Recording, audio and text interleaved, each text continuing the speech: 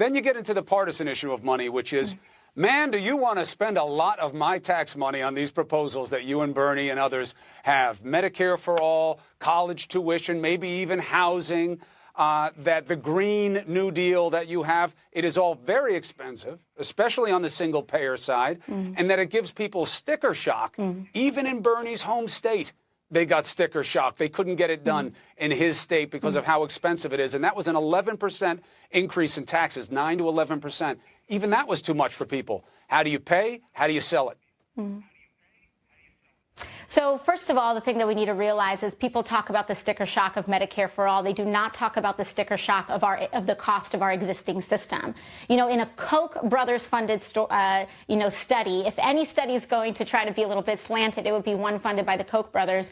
It shows that Medicare for all is actually much cheaper than the current system that we pay right now. And let's not forget that the reason that the Supreme Court upheld the Affordable Care Act is because they ruled that of these monthly payments that everyday Americans make is a tax. And so while it may not seem like we pay that tax on April 15th, we pay it every single month, or we do pay a tax season if we don't buy, these plans off of the exchange. So we're paying for this system. We Americans have the sticker shock of healthcare as it is. And what we're also not talking about is why aren't we incorporating the cost of all the funeral expenses of those who die because they can't afford access to healthcare? That is part of the cost of our system. Why don't we talk about the cost of reduced productivity because of people who need to go on disability, because of people who are not able to participate in our economy, because they're having issues like diabetes or they don't have access to the health care that they need.